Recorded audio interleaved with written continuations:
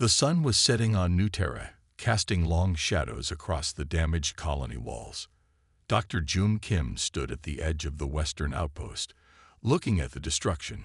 3 people dead, 6 injured, half the crops ruined.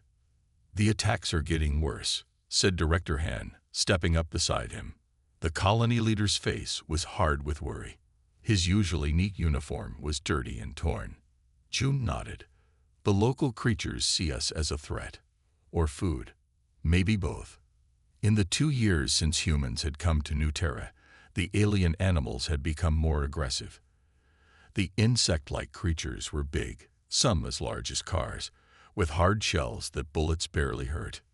"We need better defenses," said Han. "Something the bugs can't break through." June turned to look at the small herd of earth bison grazing nearby. The colony had brought them for meat and to remind people of home. But June had other ideas. "I think I have a solution," he said, pointing at the bison. "These animals are already strong. What if we made them stronger? What if we turned them into living weapons?" Director Han's eyebrows went up. "Go on." Back at the main colony, Jun showed Han and the other leaders his plans. The room was quiet as they looked at the detailed drawings on the screen. "You want to put metal on Bison?" asked one man, his voice full of doubt. "Not just metal," said June. "Siege-class exoskeletal plating. The same kind we use on our biggest defense robots. And gravity hooves." "Gravity hooves?" asked Han. "We put gravity manipulators in their feet," said June. "When they run or stomp, they can create shock waves, strong enough to knock down walls or crush those bugs." Mina Park, June's assistant, spoke up from the back of the room. "But is this right? These are living animals. The procedure will be painful. We don't know how it might change them." June respected Mina. She was smart and careful. Her long black hair was tied back in a neat ponytail, and her eyes were serious behind her glasses. "I understand your concerns," said June. "But we'll take all possible steps to reduce suffering.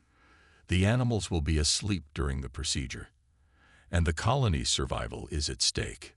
"Dr. Kim is right," said Han. "We've lost too many people already. Our conventional weapons aren't enough against the local fauna. We need a new approach." As if to emphasize his point, alarms began to sound.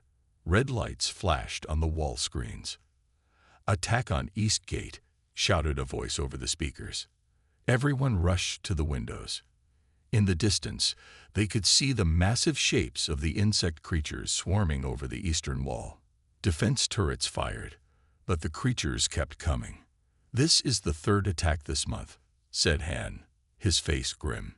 "Each one bigger than the last." He turned to June. "How soon can you have the first augmented bison ready?" "With proper funding and staff." 2 weeks for the prototype," said June. "You have 1 week," said Han. "And whatever resources you need." Later that night, June and Mina stood in the biolab, looking at the sleeping bison in the large holding pen. This one was a 4-year-old male, strong and healthy. "We'll start with him," said June. "If it works, we can save the colony." "And if it doesn't?" asked Mina. June didn't answer. They both knew what failure meant. More attacks, more deaths, the possible end of the colony. "I'll name him Thunder," said June, reaching out to touch the bison's rough coat. "Because soon, that's what he'll bring to our enemies." Outside, the sounds of fighting continued as colony defenders struggled to push back the alien attackers. Time was running out for New Terra. The Frontier Initiative had to work. There was no other choice. The bioengineering lab was bright and cold. Thunder, the large bison, lay on a metal table in the middle of the room. Machines beeped softly. The animal's chest rose and fell with each breath. "Sedation level stable," said Su-Yung, checking the monitors. The young vet had been up all night preparing for this moment. Her eyes were tired but focused. "Good," said June. He looked at the team around him. 6 people, all wearing white lab coats and clear face shields. "Today we make history." Tak Lee, The engineer wheeled in a cart with shining metal pieces. "The exoskeletal plating is ready," he said. Tak was short and had quick hands. He had worked on defense robots before coming to New Terra. "Let's begin," Jun said. For the next 8 hours, they worked. First, they shaved parts of Thunder's thick fur. Then they attached connection points to the bison's bones. These would hold the metal plating in place. Sue watched Thunder's vital signs carefully. Twice they had to stop when his heart rate got too high. "The neural connectors are next," said Jun. He held up a small device that looked like a silver spider. "This will link his nervous system to the exoskeleton." Minna frowned behind her mask. "Are you sure this won't hurt him when he wakes up?" "The pain blockers should handle it," Jun said. "But we won't know for sure until he's awake." By late afternoon, most of the metal plating was attached. Thunder's back and sides were now covered in dark gray metal that curved with his body shape. The plates overlapped like scales on a fish, but they were made of the same material used in colony defense walls. "Now for the gravity hooves," said Tak. He brought over 4 metal boots. Inside each one was complex technology that could control gravity in a small area. "These will be the hardest part," Jun said. "The hooves have to be strong enough to handle the gravity forces." They carefully attached the metal hooves to Thunder's feet. Wires connected them to the neural interface on the bison's head. Everything was controlled by a small computer built into the backplate. "All systems ready," said Tak after running final checks. "We can wake him up now." Jun nodded to Sue, who injected medicine to reverse the sedation. Everyone stepped back. They watched and waited. Thunder's eyes opened slowly. The bison blinked, confused. He tried to move and made a sound of surprise when he felt the weight of the metal on his body. "Easy, big guy," said Jun in a soft voice. "You're okay." Thunder struggled to stand. His new hooves scraped against the metal table. Suddenly, there was a low humming sound, and the gravity boots activated. Boom! The table collapsed as Thunder's hooves created a gravity pulse. The floor cracked under the pressure. The bison stood among the broken pieces, looking scared but powerful. "It works," Tak shouted over the noise of falling equipment. "Get him calm before he destroys the lab," Sue yelled, reaching for a tranquilizer gun. Jun stepped forward slowly, hands up. "Thunder," he said firmly. "Calm." To everyone's surprise, the bison stopped moving. His eyes focused on Jun. The humming from the gravity hooves quieted. "Amazing," whispered Mina. "He understands." Director Han walked in just then. He looked at the destruction, then at Thunder standing tall in his new metal armor. "Impressive," Han said. "How soon can you make more?" "We need to run tests first," said Jun. "Make sure everything works properly. Study how he adapts." "You have 3 days," said Han. "Then I want production started on more units." "They're not units," said Mina sharply. "They're living animals." Han ignored her. "The eastern section was hit again last night. We lost 5 people." He looked at Thunder. "We need a herd of these. And we need them now." After Han left, Jun approached Thunder carefully. The bison stood still, getting used to his new body. The metal plates shifted smoothly as he breathed. "What have we created?" Minna asked quietly. Jun placed his hand on Thunder's metal-covered head. "Our salvation," he said, "or something else entirely." Thunder looked at Jun with dark eyes that seemed more aware than before. Then he lowered his massive head, the metal plates clicking softly, accepting his new purpose. "Easy, Thunder. Forward 3 steps." Yeren Cho spoke into her headset. She was new to the team, a young technician with only 2 weeks of training. Today was her first solo session with Thunder. The training yard was a large open space with concrete walls. Metal targets and obstacles were set up to test Thunder's abilities.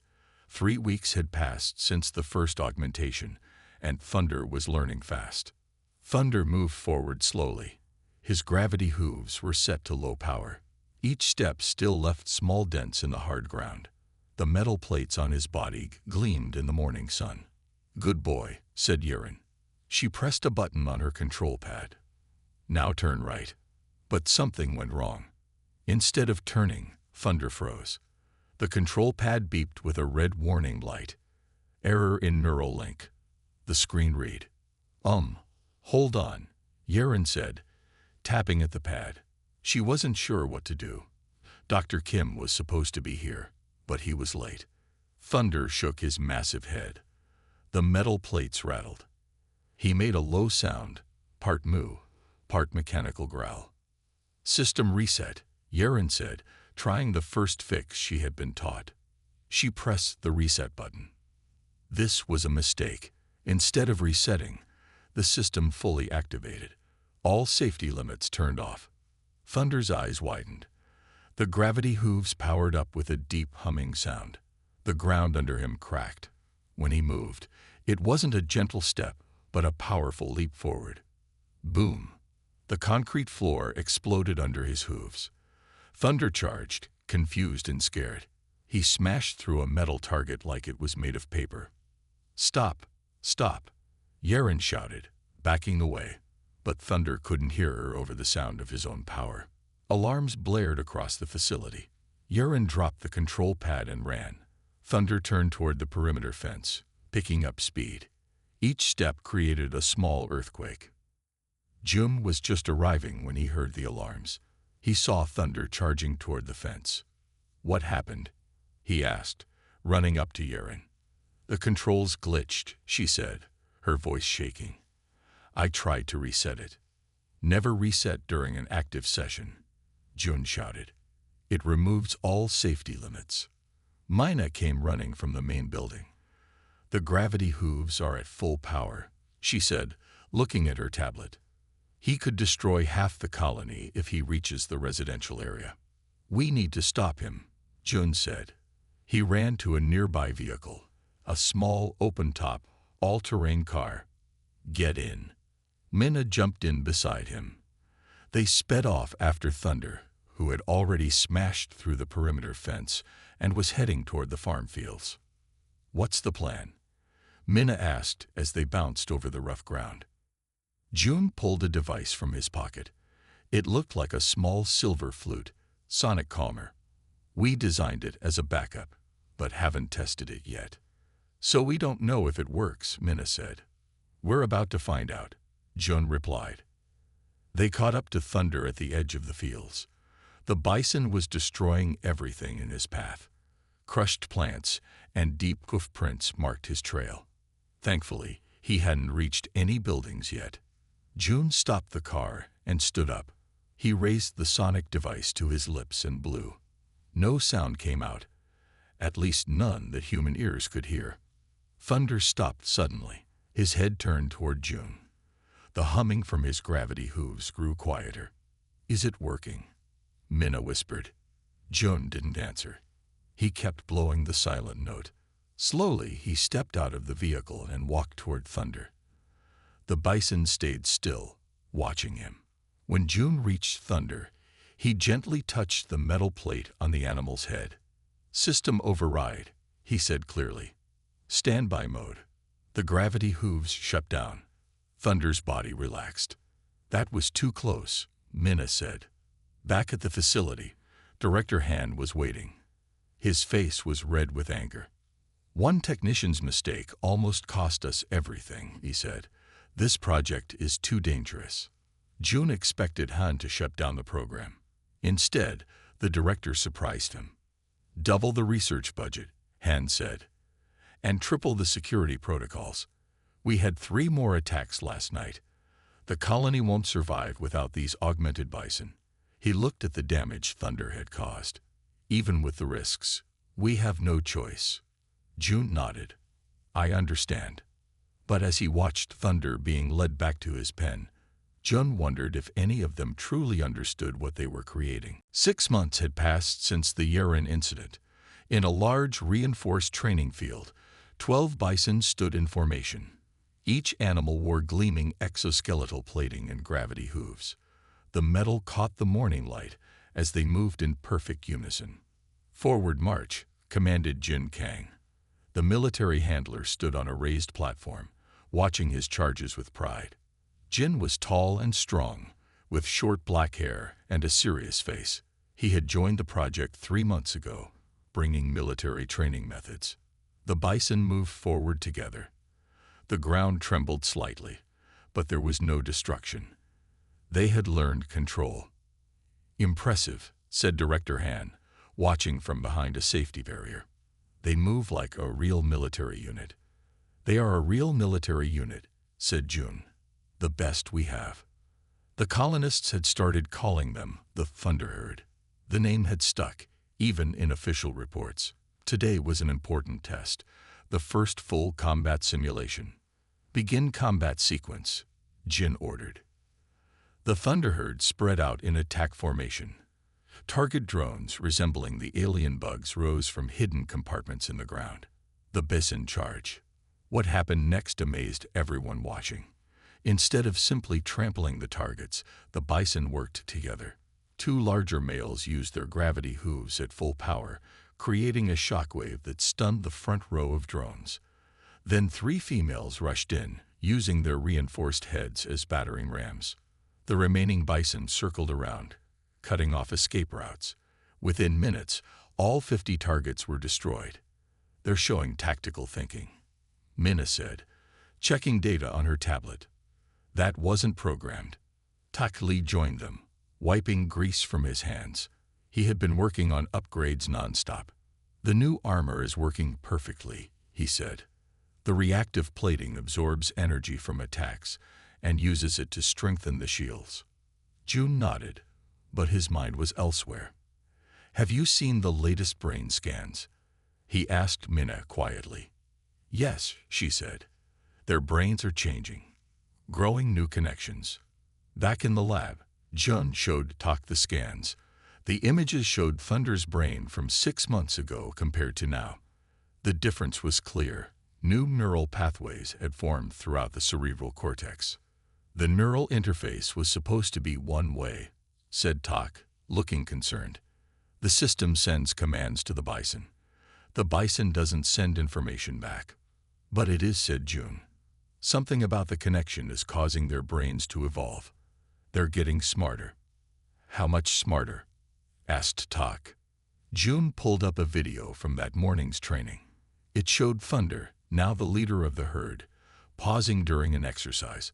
A drone had malfunctioned and was spinning in circles. Standard procedure was to destroy all targets, but Thunder had simply stepped over the broken drone and continued to the next target. "He recognized it wasn't a threat anymore," said Jun. "That's judgment. That's intelligence." "Director Han needs to know," said Tak. "Know what?" Han asked, walking into the lab unexpectedly. Jun showed him the brain scans and the video. Han watched in silence. "So they're smart," he said finally. "Good. Smart weapons are better than dumb ones." "They might be more than weapons now," said Jun carefully. Han waved his hand dismissively. "As long as they protect the colony, I don't care if they learn to play chess." He pointed at a map on the wall showing recent attack sites. 3 outposts gone in the last month. The bugs are getting organized too. That night, Minna worked late in the lab. She had developed a new neural interface that might allow better communication with the Bison. She wanted to understand what was happening in their evolving minds. Thunder stood quietly in a special testing stall. Wires connected the computer to the interface in his head plate. "Let's see what you're thinking," Minna said softly. She activated the system. The screen filled with data. But instead of the simple patterns she expected, complex images appeared. Landscapes. Other Bison. The faces of humans they knew. Minna gasped. These weren't just responses to commands. These were memories. Thoughts. And at that moment, Thunder turned his head and looked directly at her. Their eyes met, and Minna knew with certainty the being looking back at her was no longer just an animal.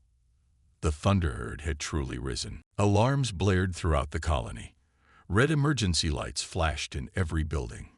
People ran for shelter as the voice on the speakers repeated the same message. "This is not a drill. Major attack in progress. All civilians to safe zones. All defense personnel to stations. June rushed to the command center. The large room was filled with screens showing different parts of the colony. Director Han stood in the middle, shouting orders. "What's happening?" asked June.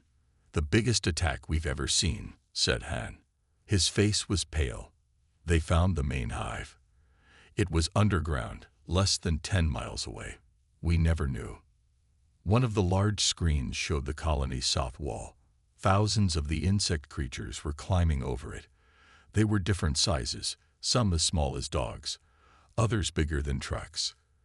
The defense turrets fired nonstop, but there were too many bugs. "Our regular defenses won't hold," said a military officer. "They'll breach the inner walls in 20 minutes.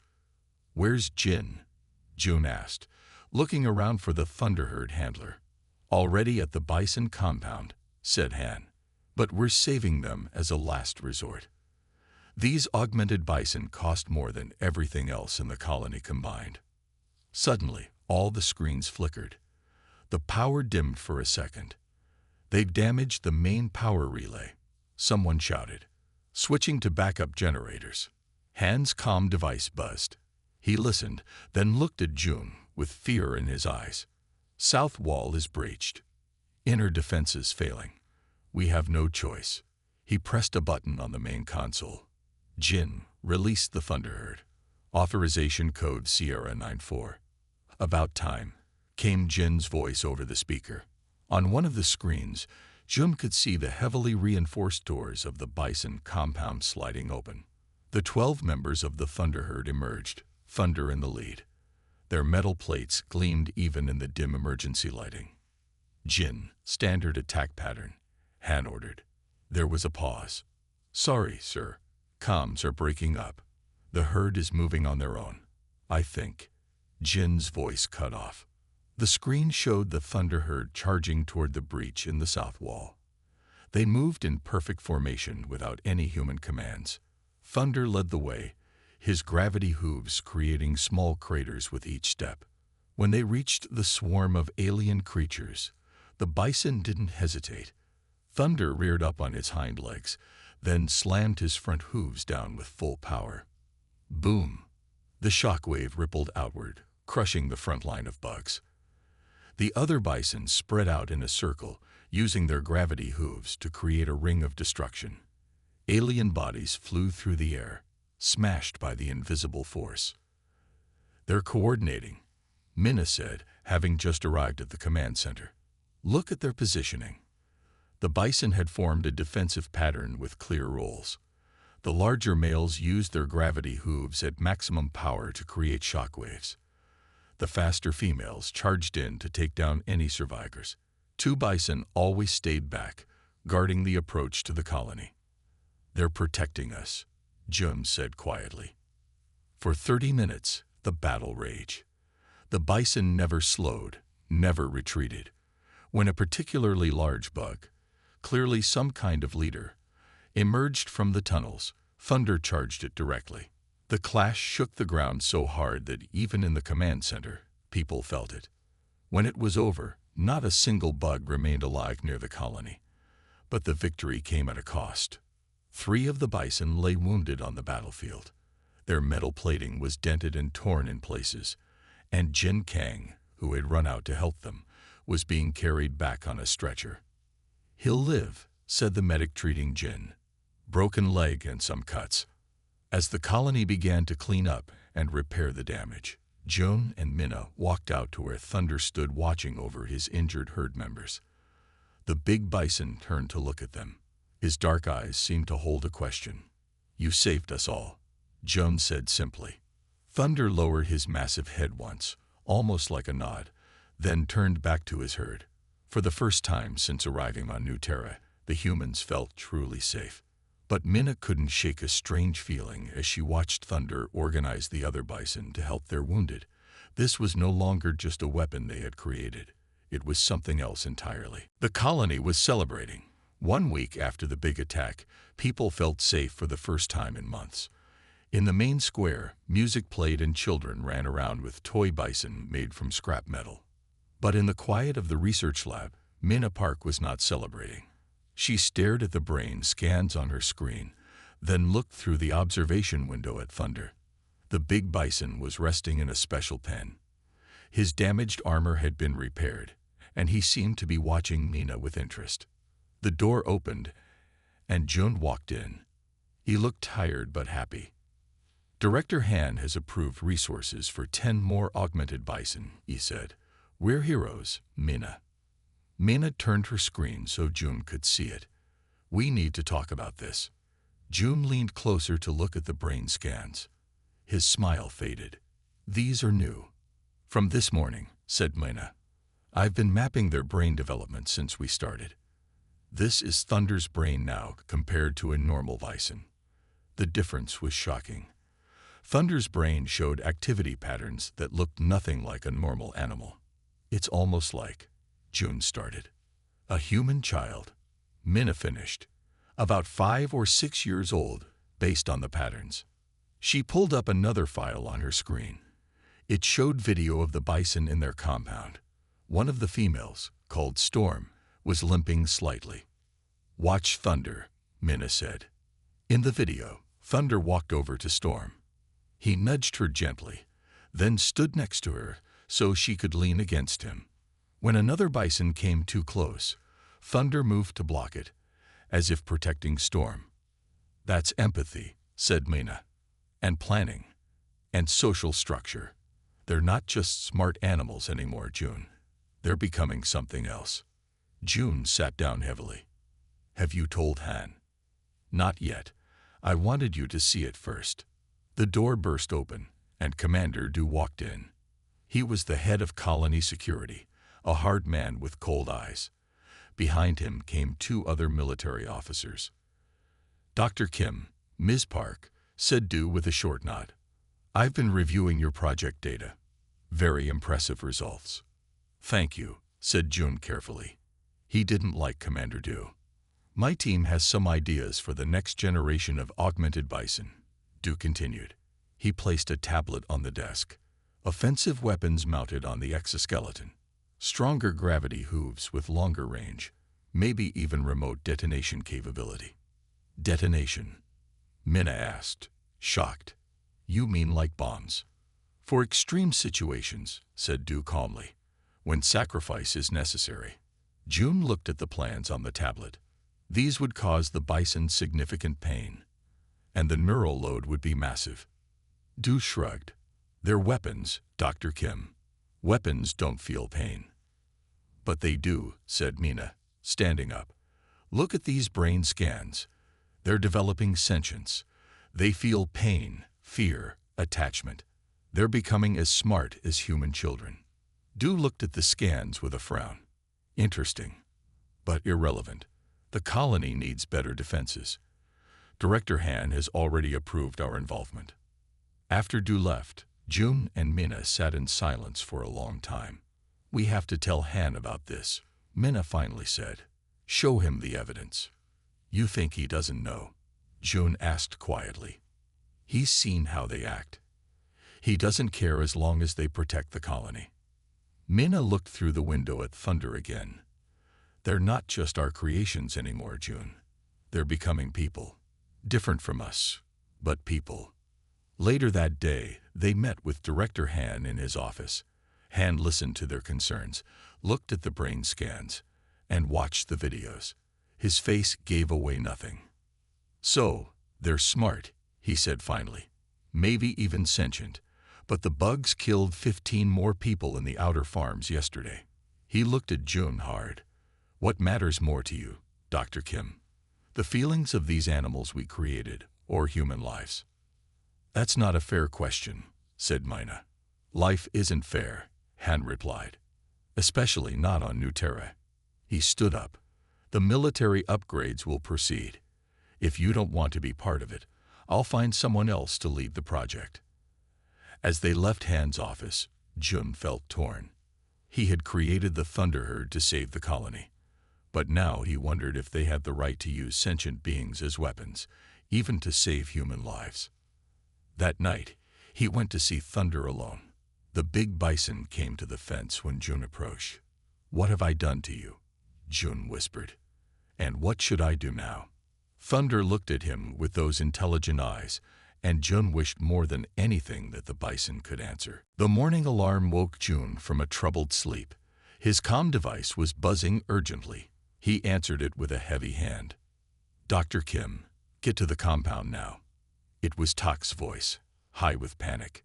"What's wrong?" asked June, already pulling on his clothes. "The bison. They're gone." June ran all the way to the bison compound. When he arrived, he found chaos. The heavy metal gate had been smashed open from the inside. Guards ran around shouting orders. Director Han stood in the middle of it all, his face red with anger. "How did this happen?" Han demanded when he saw June. "I don't know," June said honestly. "The security systems should have stopped them." Tak hurried over with a tablet. "They didn't break the systems," he said.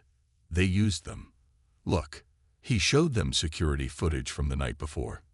In the video, Thunder stood near the control panel for the gate. He pressed his head against it in a specific pattern. The panel lit up, and the gate opened. "He watched us enter the code," said Tak. He remembered it. "Where's Commander Du?" asked Han. "Already gone," said a guard. "Took a team to track them down." Mina arrived, out of breath. When June told her what happened, she wasn't surprised. "They knew about the military upgrades," she said quietly. "They understood what was coming next." "That's impossible," said Han. "Is it?" Mina challenged. "They've been watching us, learning from us.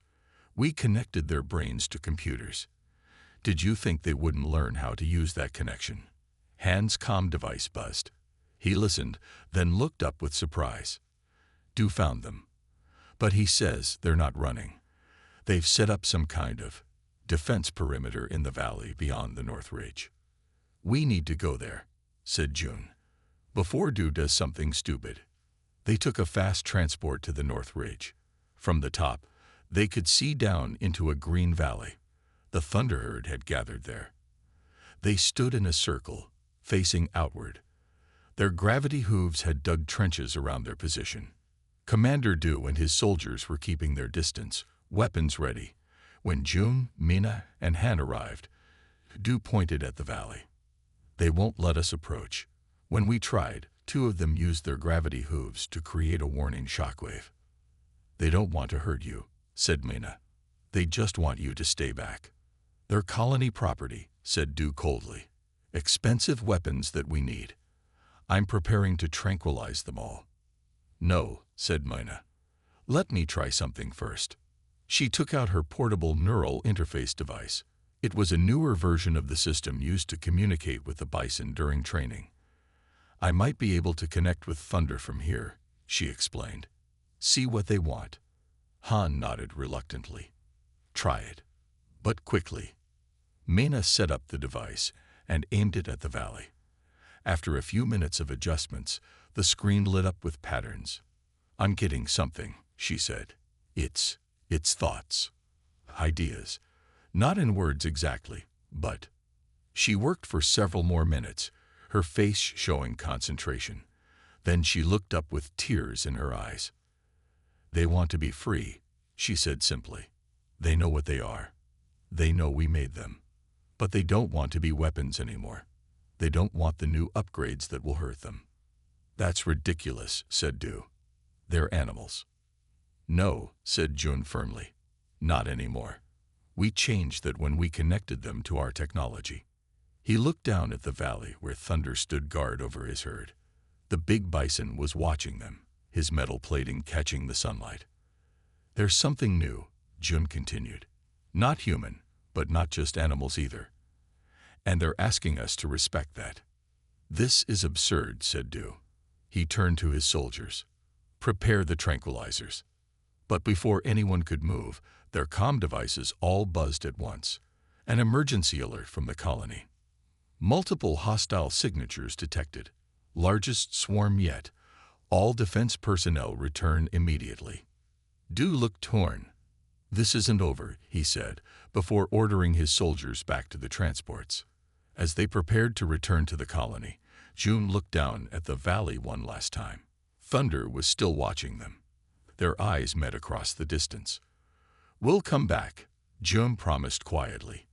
"And we'll find a better way." The colony was in chaos. Alarms blared from every building. People ran to safety shelters as defense teams rushed to their positions. This attack was different from all others. The alien bugs were everywhere, coming from multiple directions at once. In the command center, Director Han watched the screens with horror. "There are too many," he said. "And look, those larger ones. We've never seen those before." The screens showed massive insect creatures, 3 times bigger than any previous ones. They moved with purpose, directing the smaller bugs. "Queens," said June. "They must have sent all their queens for this attack." "All defense teams are engaged," reported a soldier. "South wall is already breached. East wall failing." Commander Du entered, his uniform torn and dirty. "We've lost the outer perimeter," he said grimly. "We have maybe 30 minutes before they reach the central colony." Han looked at June. There was fear in his eyes now, not anger. "Our weapons aren't enough. We need the Thunderherd." "They won't come just because we order them," said Mina. "They've chosen freedom." "Then we ask," said June simply. "Not as owners, but as allies." Han nodded. "Do it." June and Mina took the fastest transport back to the North Ridge. The Thunderherd was still in the valley. As they approached, 2 of the bison moved forward, gravity hooves humming with warning. "Thunder," called June. "We need to talk." The 2 bison stopped. After a moment, Thunder himself came forward. His dark eyes watched them carefully. Mina set up her neural interface device. "I'll try to explain the situation," she said. For several minutes, Mina worked with the device, sending images and thoughts. Thunder stood still, receiving them. The other bison gathered behind him, waiting. "I'm showing him the colony under attack," Mina explained. "The queens, the danger to everyone, humans and bison." Finally, she looked up. "Now we wait for his response." Thunder stepped closer. He lowered his massive head to the device. The screen filled with images, bison fighting alongside humans, but also images of bison running free, raising young, living their own lives. "He's negotiating," said Mina with surprise. "He'll help us, but he wants recognition, freedom, territory of their own." "Can Director Han agree to that?" asked June. Mina sent the question through the interface. Thunder's response was simple. "Help first, talk later."